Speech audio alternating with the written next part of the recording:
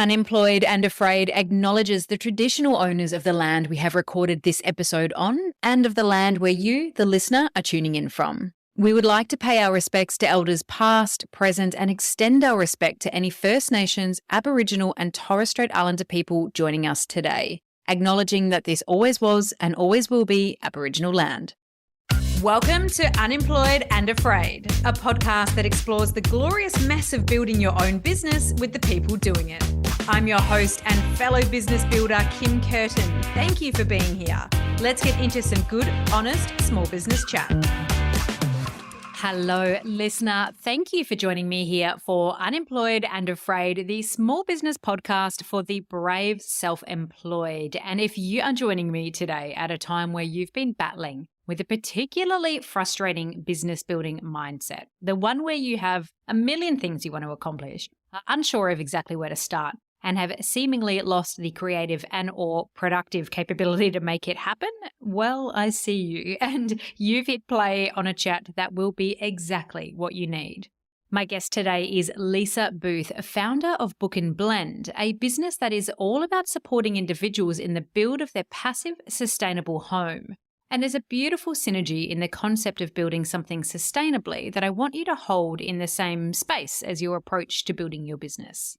Lisa says something about her particular zone of genius in this episode. She says that you don't have to do everything perfectly in a build or in a renovation. You can just do your best, and that's okay, that's enough, because collectively, if we all just do a little better, we can make a big impact. Do you see where I'm going here? I'd like us both to borrow that sentiment when it comes to building our businesses. You don't have to be perfect. You can just do your best for right now and let your best get better as you go along, as long as you just back yourself and keep going and doing your best. There is so much beauty in Lisa's story of building her business. In this chat, you'll hear about following an instinct into an idea into a business, developing a business that allows you to do work that can make a real impact on your own life and the lives and well-being of others, the fear you experience when you start monetizing one of your passions, testing your ideas before over-investing in them, nurturing and genuinely serving your biggest fans, why practice makes perfect really is the key thing in building your business, what it really feels like to pull the pin on a secure job for the insecurity of growing your own thing, shifting your known identity from one thing to another entirely new thing, and knowing your creative limits on the days when it doesn't flow. Imposter syndrome is something we hear about a lot. It is because it affects us all, regardless of what qualifications we have, the amount of market testing we do before creating something. There will still likely be this little voice saying, who do you think you are to do this? This could all go wrong. All of the other silly little things that these voices tell us that aren't true. And if that little voice is driving you nuts and you want to put it in the bin, you're going to love this chat. Let's get into it.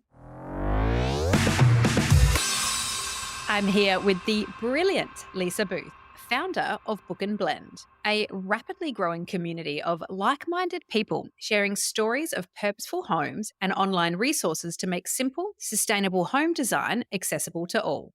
It's a business built almost by accident after unprecedented interest in Lisa and her husband's self-designed and built passive-inspired off-grid home, which prompted Lisa to found Booken Blend, which is now loved by over 70,000 people online. Through Booken Blend, Lisa shares the Simply Sustainable Build workshop, mini live workshops, keynote speaking, and a very inspiring feed, all to help the dreamers, change makers, and sanctuary seekers pioneer a new generation of home. Her business has been featured in the Herald Sun and Inside Out, whose editor Eliza O'Hare said it's a sincere and generous movement to help people into the homes they dream of, and the community spirit behind it is simply heartwarming, especially now. A mum of 4 and self-described unlikely influencer whose greatest hope is that the resources and stories they share make sustainable homes more accessible to people like her, you, and me. And if we all build a little better, then collectively we significantly impact the health of this planet. As a certified B Corp and proud member of 1% for the Planet, listener, I bet you feel this feel too. I cannot wait to hear your story of building Booken Blend. Lisa, welcome to Unemployed and Afraid. Thank you, Kim. It's fabulous to be here.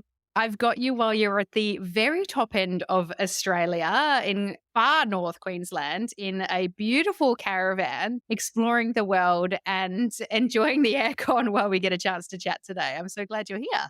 Thank you. And it's amazing to be here in far north Queensland and seeing this country and running a business all at the same time. Oh, I have so many questions about what the inside of your caravan looks like someday, but I will hold that and I will get into a fun one to start us. How would your husband describe you? He would probably describe me as bossy, passionate, loving, and committed. All very good traits for building a business. So I think a little bit of passion with a little bit of bossiness gets a lot done in this gig. Yes, everyone should feel sorry for him actually, because it does come out, when I'm under pressure sometimes. So it's not the best side of me, put it that way. I feel that. So take me way back before this period in your life, before Book and Blend. Who were you? I think, to be honest, for the last 20 years, I really have probably been a mum.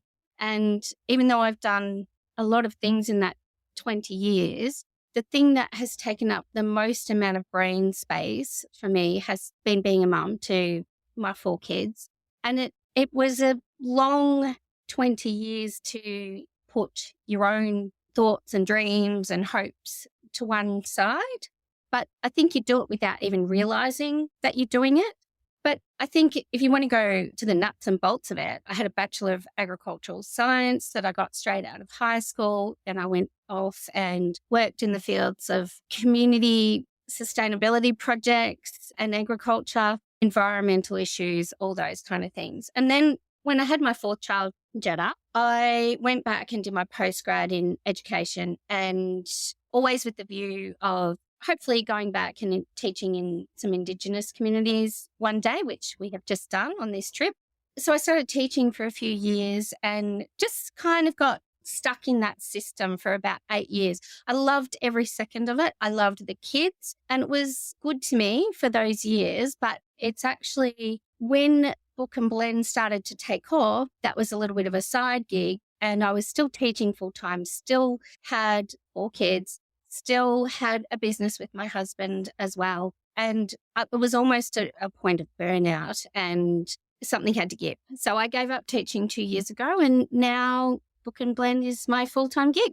I can't even imagine what it would have been like with that many buckets for your mind to be in. I just on a smaller scale run a few different projects and a few different kind of business work streams side by side. And sometimes I don't know where my head is at. And I'll be like, did I do that thing? What's this to-do list? Shit, what do I do now? And so I can't even begin to liken that against a full-time job, 4 children, a business starting to seed, and something else with your husband. Like, wow, your brain must have been ready to explode. Yeah, but I think most of us have a lot going on, and I don't think I realized how much I had going on until, it probably all piled on top of me in the end. And it was my husband, everyone calls him Boots. It was him really that really prompted me to say, you're either going to have to jump all in with Book and Blend or back off with it. And once it came down to that, there was no real choice for me. I feel like I was already on the path with Book and Blend that was almost unstoppable. So it came as a sudden decision when I walked into work one morning. I sat down in the principal's office and I said, I have to resign. And it was a really strange moment because I hadn't thought too much about it until that point. It happened very quickly. Take me back a little way. I want to know about the seed of Book and Blend. So the thing that made this business idea start to form in your mind. So before it was out there and created and building to get you to that point of resigning, what prompted it? How did it start? Well, in your bio, which made me sound much more impressive than I am, by the way. You are very impressive, lady. It was on one hand a little bit accidental in that the very beginnings of it weren't planned. So when we built our own off-grid, passively designed home that I designed using everything I'd learned over those years where I was working in those fields of environment and sustainability, and applied all these very simple principles to a house build so that the house would have basically no impact on the planet forever. And let's say it stands for another 100 years, we will have no bills and very little impact on the planet.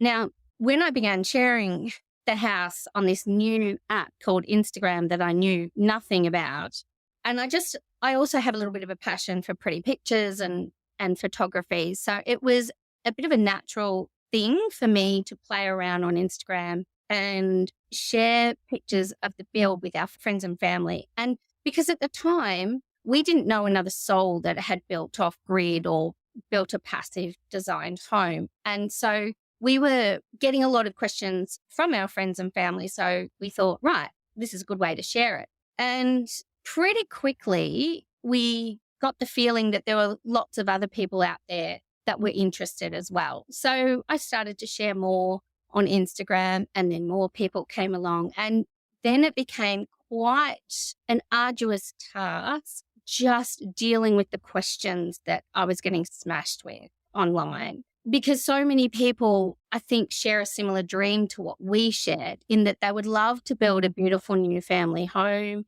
They want it to be beautiful and inviting, and they want to be proud of it. But they also would like to have no bills, be thermally comfortable in their home forevermore, and also do their little bit to tread a little bit lighter. And building a new home is the perfect opportunity to set yourself for a life, where you do have very little impact on nature and the environment. And so because I think there was this shared dream with lots of people, or there was a lot of interest, they really started smashing me with all sorts of questions. And I would spend my evenings sitting on the couch after the kids went to bed, just replying to people. And I suppose that's when the teacher kicked in me. And I just thought, I can streamline this process by creating a few resources that people can download off a simple website. And therefore, I can direct everybody to this one place. They could get 95% of the information they need. Luckily, I had a son who's a software engineer who could kind of guide me a little bit through the process of setting up that simple website. And so we had all that information sitting there on the website for free. And that is still the guiding principle today of the business. And that is just to try and help people make this process of building a better house that's going to be better for the planet, just make it easy for them. Because if we make that easy for them, then we are going to speed up the world's transition to low impact homes, and it's going to be better for everybody. So that principle that was there right at the very beginning is still the thing that guides me pretty much every day today. I ask myself, is this next step, is this going to get us there faster? Are we going to make sustainable homes and builds the norm if we go down this path? What will get us there quicker?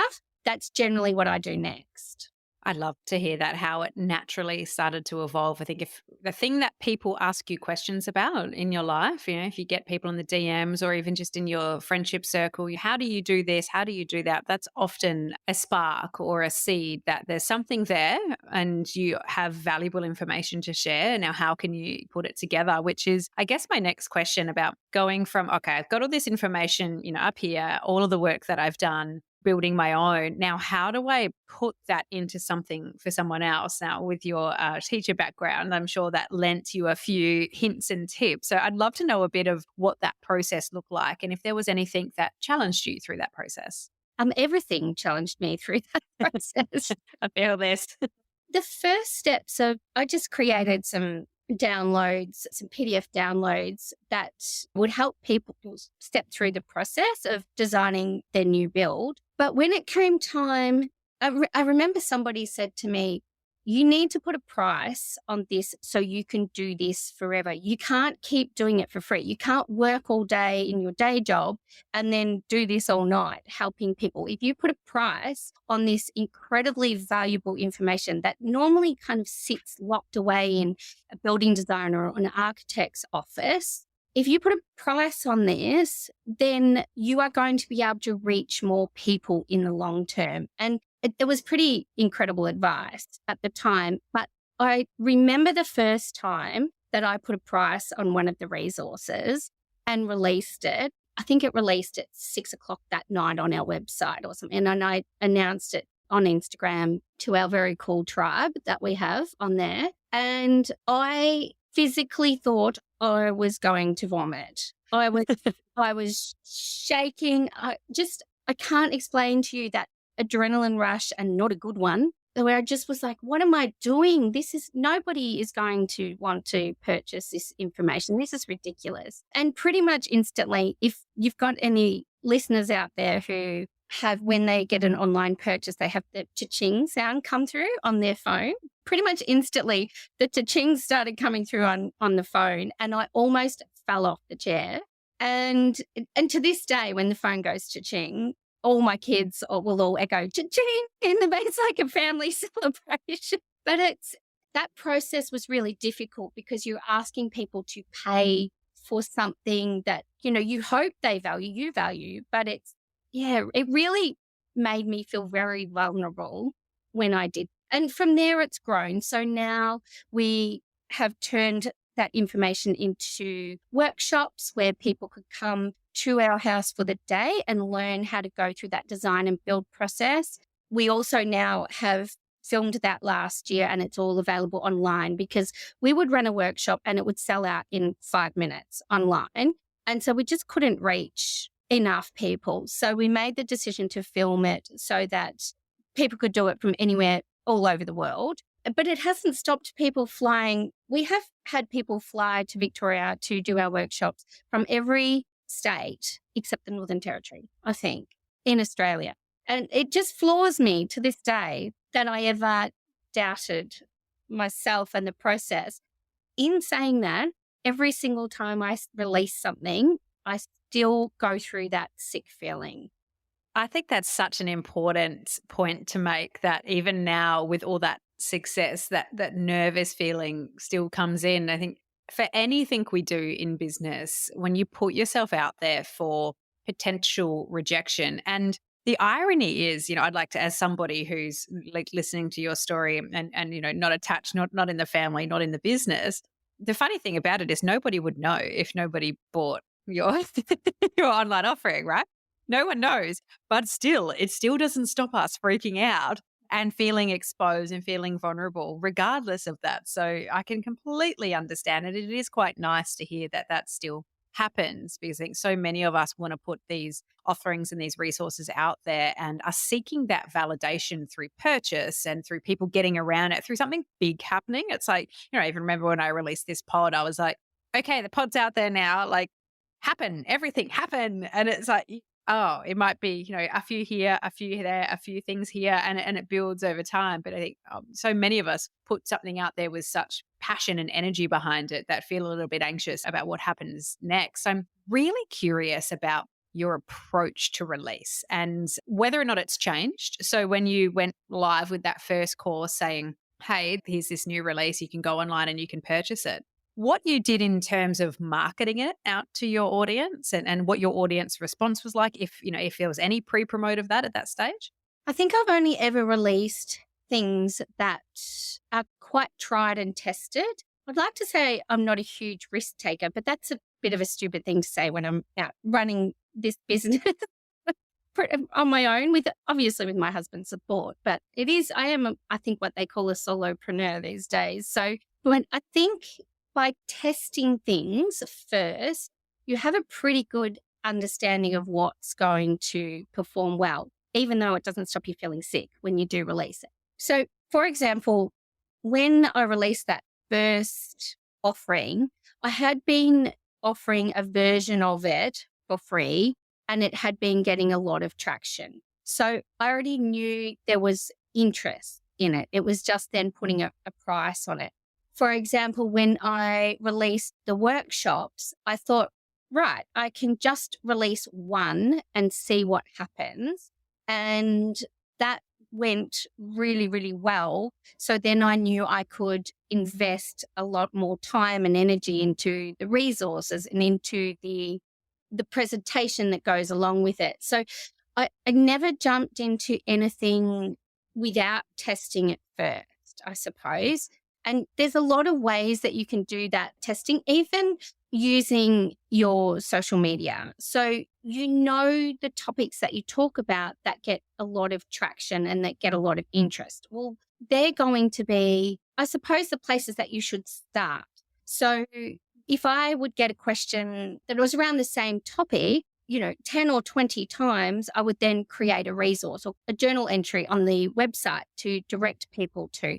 So there's lots of ways of doing these little tests without committing yourself fully first. And that's always how this business has progressed. It's almost like test and then jump, test and then jump. And I haven't committed big resources into anything before it's really proved itself. But as far as how do I get the message out there, it has all been Instagram, social media. And again, the topics that get a lot of interest, you can then build on those. You can do lots of little teasers online and say, well, I'm thinking about doing this. If I do this, would you be interested? And you can get a bit of a gauge that way.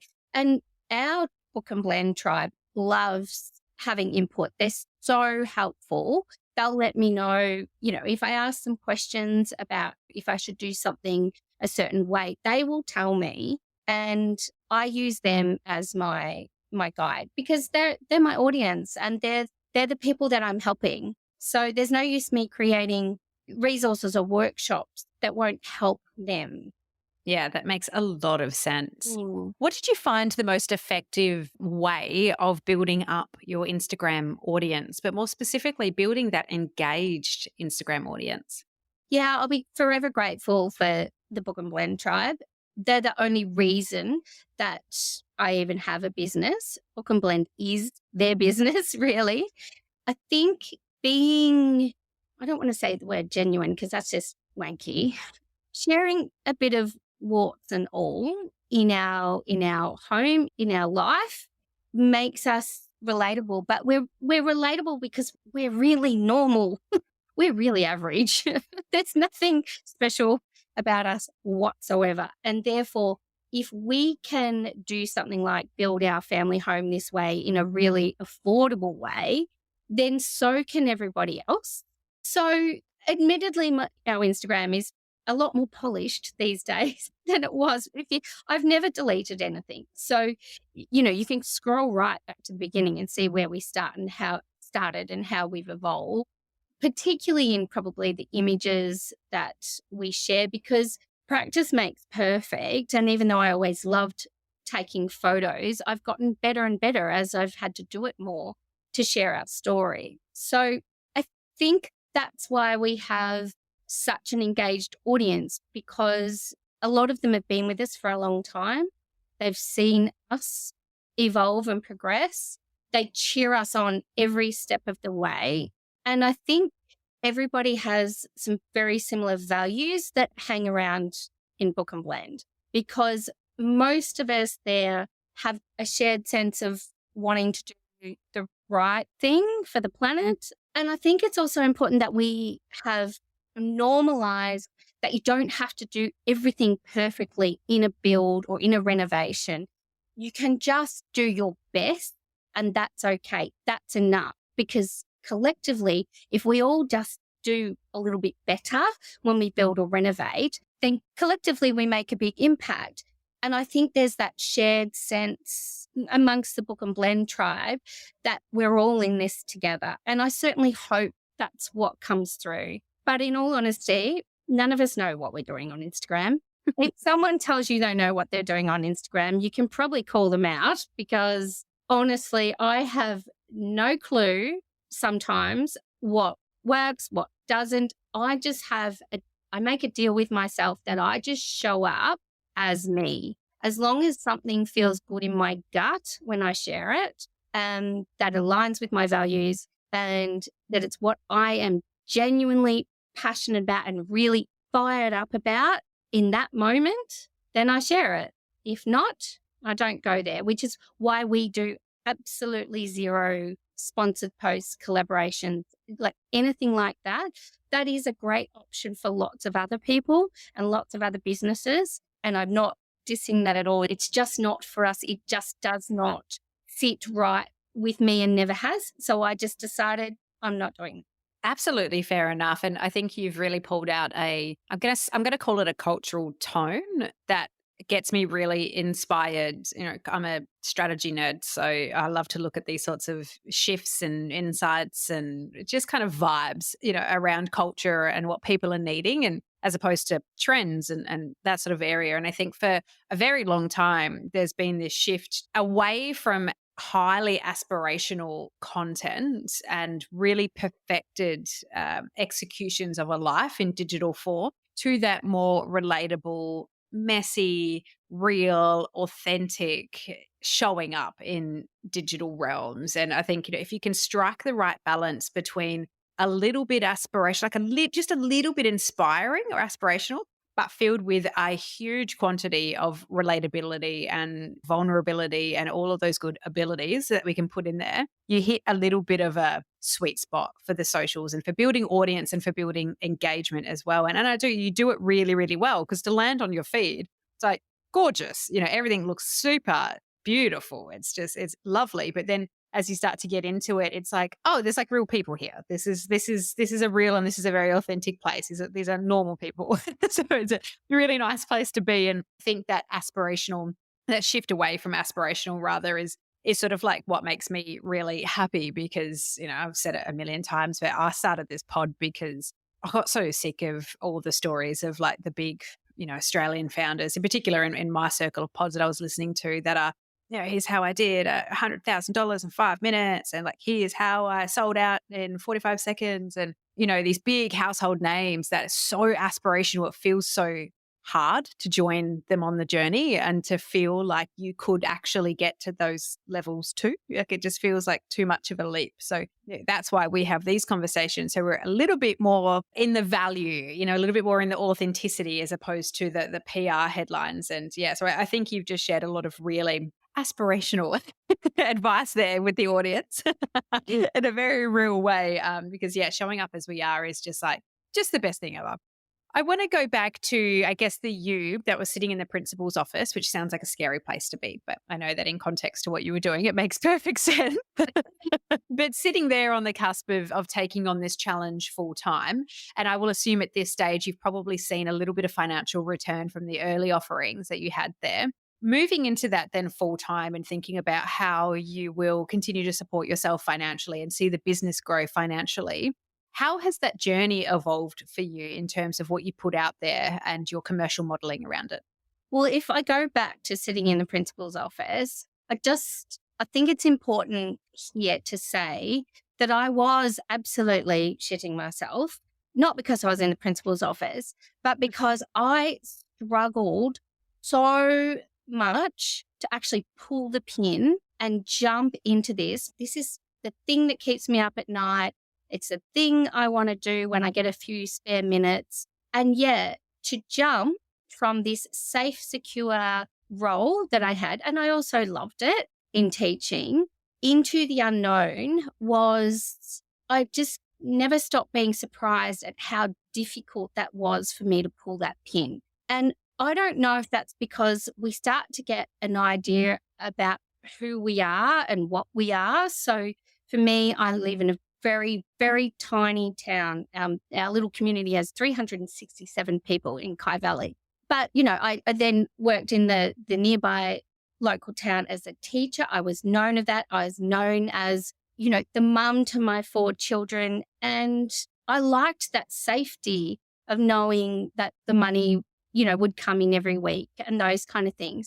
And you're right, I had tested, like I said, these resources, and I think it was the middle school holidays, and I took that 2 weeks to release my first paid offering, popped it out there. And I think in the first month after releasing that first paid offering, I had earned more than half my teaching wage for the year.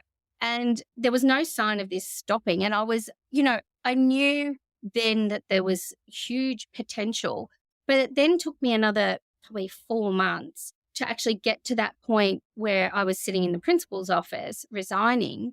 And I had all the evidence. I am a bit of a number, I'm a spreadsheet nerd. I had all the evidence in front of me. And yet I still could not bring myself to resign from my safe job and go out into this big bad world of business. And in some ways I think it was, who the hell do I think I am to think that I can be sitting here on at my kitchen bench with a laptop and take on this huge job. Someone has to be out there saying, we need to build these houses better. And who did I think I was? I'm just a mum in Kai Valley. So, which is ridiculous because I do actually have quite a lot of qualifications in this arena. But I don't know, it's just about backing oneself. And I just would like to say it to anybody out there. If you've tested it, there's some momentum there. Things are good. If you can, just jump and don't torture yourself. Don't torture yourself first, just get it done. Wonderful advice. And yes, I couldn't agree more with you. And I couldn't agree more with the feeling that I think is so global with us as business owners, in that we get that. I mean, imposter syndrome almost doesn't represent it well enough. It's that exactly what you said. Who do I think I am to be able to do this and do it really well? That's something that we all need to battle through. And I think so many of us feel that. And I think it's because we don't often enough see ourselves in the business owners that are out there. Back to my point on like who we hear from and how it's presented and how aspirational and high level. When I'm seeing the head of Canva as a billionaire, I'm like, cute. I'm like not that. And I can't imagine being that, but who's to say I couldn't be that? So yeah, we just don't see ourselves enough in that, but there is absolutely no reason we don't all have the absolute right to stand on our own 2 feet as successful business owners, putting something we're passionate about into the world. Like, we all deserve that opportunity. So I agree with you about jumping 2 feet in, diving. I love that you point out that get the numbers and the feedback about it and then do it, because I'm like quite the opposite. I'm like, I'm just going to figure it out. And it's a toxic trait of mine that I need to work on. But I have the opposite, which is like, if I test this, I'll lose my nerve. So I'm just going to go for it and hope for the best, which is probably why I'm about to launch my 7th business. But sometimes you just have to jump in, and that certainly is a lot of how this business has gone, is saying yes and then working out how to make that happen. Is sometimes I trick myself and I announce something online is coming, and I say it's coming in 2 weeks, which means I have no option but to work out how I'm going to do that in the next 2 weeks. But the other thing I think I struggled with back then was that whole, I can't release these things or ask people to pay for these things until they're perfect. And I have really had to embrace that done is better than perfect.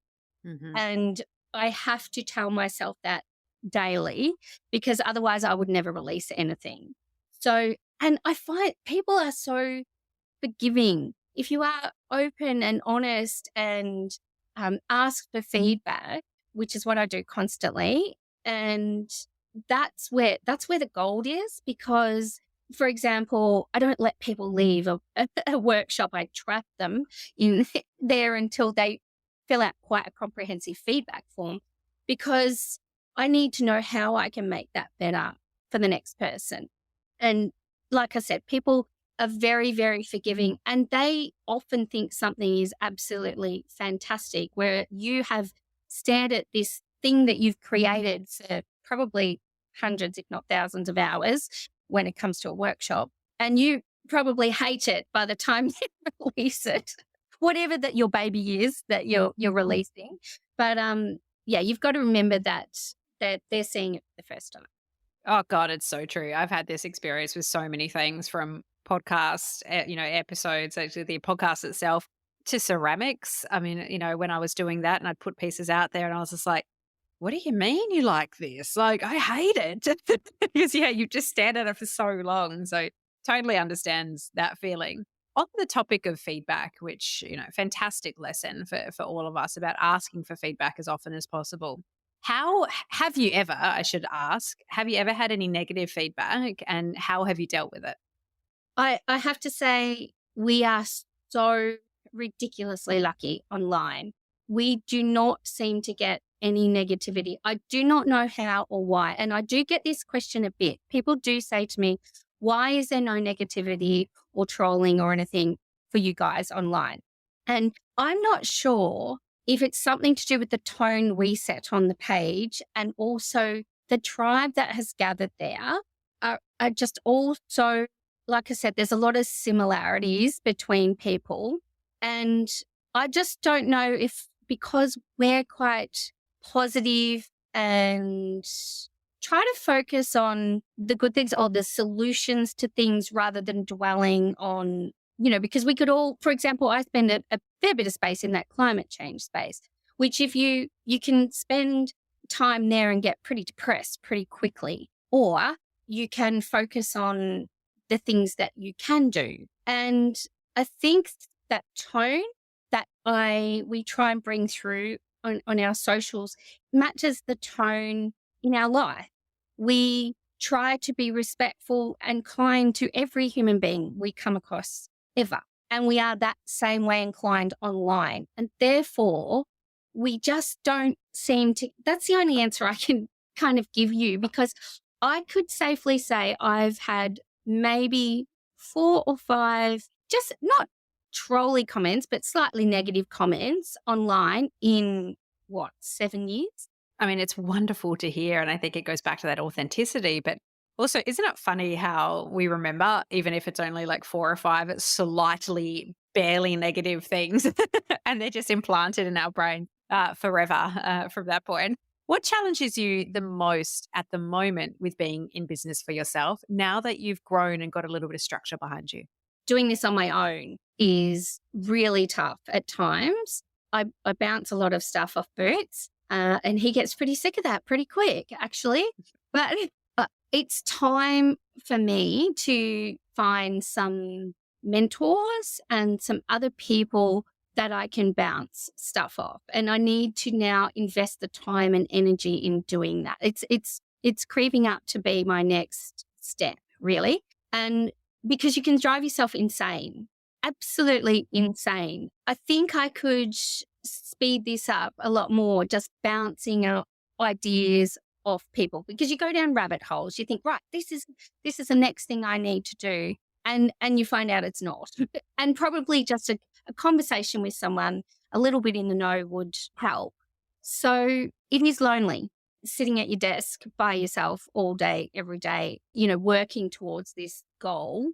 It's also wonderful. It's incredible. It's very freeing to be able to work when you feel like working and not work when you don't feel like working. And on that note, I have come to accept that I maybe am a little bit of a creative person. I saw myself as the scientist, the science brain, and not really creative. But this business is so closely tied to my creativity that it's not funny. And creativity, you don't just wake up every day and overflow with creativity. It doesn't happen that way. And I've learned to respect that some days I'll sit down to work and there's nothing. And so I might just completely abort mission that day and go off and do something for the family, or go do the grocery shopping or whatever, and just not even bother. And then I realize there's days where you cannot stop me. I will still be in my office at 1 a.m. still going because I'm completely consumed with an idea or getting something finished. That has been hard because I think we all expect ourselves to be productive all the time, particularly when we run our own business. And there's this mindset where I think if I don't work, then we don't have the income coming in, and then, we're all going to starve and die. But which is not the case at all. But for some reason, I think productivity has just snuck in there as something that I feel good about. And I don't know if that's because I was stuck in fast forward for 20 years. And I really need to work on that and really respect those cycles of creativity and, just back off sometimes. Oh, wonderful advice for me to hear because, like when you've got something brewing, you've got something building, the business is kind of happening. You also feel like everything is really important. Like, okay, today I need to sit down for, 10 hours and I need to put out a few press features, or I need to do this and I need to do that. And it's like everything becomes really important. You almost want to see yourself as like highly productive, highly on focused and creative through any day, like the day that suits. Look, I've got a free day. I'm going to sit down and do this thing today. But I agree with you. So often it doesn't happen. And it's good advice to step away from it and go and do something else. That's something I don't do often enough. You'll find me like just like almost sitting there, like rocking back and forth, like, just I need to be focused. I need to do better here. I've lost a whole day. But yes, if you give yourself that break, you might come back into the desk the next day with so much creativity. It happens in like 45 minutes. It just all pours out. That is so true. And zooming out from that is this trip. So I'm currently working from a caravan as we travel around Australia. Now, I am not working many hours a week. We just, we made the commitment that we're going to travel. I'll keep things ticking over. But this year is about us having experiences, also going out there and meeting some of these wonderful Booken Blend tribe and sharing their homes and stories. And that's even been tricky for me to just sit back and just try and live in the moment and enjoy this trip and these incredible experiences we're having, rather than, like you said, grinding stuff out all the time. And what it's shown me, we're now 9 months in and we'll be home in 3 months' time. And what it's shown me is that you can still be successful. Things can still grow without you having to be completely consumed by it all the time. I'm not growing at the rate I was when I was working on it full time at home, but it's still happening and it's still going to be there when we get home in 3 months' time and I, wind things up again. And what a lesson. And I'm so glad to have learned it now, early on in the business. We're only 2 years into the business. It's almost 2 years to the day, I think, since I released the first paid offering. And yeah, I'm learning to not have to smash myself around the head all the time with everything I need to be doing. Just chill out a bit.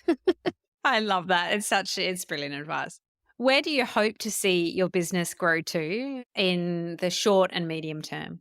Well, long term, we can't stop until every single house that gets built in this country, probably worldwide, gets built with some more consideration for how it will impact the planet. So we need to take sustainable builds and simple scientific principles that can be applied in building and renovating to make a house use a lot less energy and therefore less impact on the planet. We need to take that from this lovely little niche place that it sits in at the moment, and everyone thinks it's really expensive and hard to do. That is all complete bullshit. It's really simple and easy to do. It's principles that have been around for thousands and thousands of years. We can't stop until it becomes the norm, that it's just mainstream that you build your house considering these things. And so the business can't stop until that happens. So we need to reach a lot of people. And I don't mind if that's through all our free content, because that's really important that we share a lot of this content for free on the socials, on the website. I don't mind if the business reaches those goals through some of that free content or by paid content. Either way, we just need to continue telling the stories and the ripple effect will continue to grow. So if you that was a zoom out, zoom in, there's some things I would like to do. I would like to release a book that will help people step through this process. There's another couple of exciting kind of IT things going on. So there's a lot to do and there's a lot of people to reach. And that's, I suppose, again, how I make the decisions about what to do in the next in our business is how can we just help more people? Let's just help more people. And that's just such a brilliant reason to be in business, no matter what the thing is that you're doing or the thing is that your business is built around. If you can provide value to people, if you can make their lives a little bit better, and most certainly if we can make the lives of the planet a little bit better, there is no better reason for being in business. So I love those goals. And I hope that we have a publisher listening who just heard that last part, because I can see a book in your future very soon. And I would be very much lining up to buy that. That is such a gift to give your story to me, to the listener, and the things that you've said along the way, I know are going to be so valuable no matter where the business owner is who's listening in their mind, whether they've just started, are thinking about starting, are scaling up, are going large. There's so much value in there, particularly around seeing yourself as the business owner you aspire to be already and knowing that you can step into that position. And it's just such a gift to share your story with people, to inspire people to keep going and build better homes for the planet. In return, what can the listener and I do to support you? They can just come and join the tribe at Booken Blend, and they can go and have a poke around on the website, which is bookenblend.com as well. But really, what they can do is chat to their friends, their mums, their dads, anyone they know who is building or renovating their home. Chat to them and ask, have you considered applying some passive principles that will make your home perform really well without using lots of energy? And start the conversations. And if you know people that are doing it, share their story and let me know so I can share their story. So yeah, just have the conversations.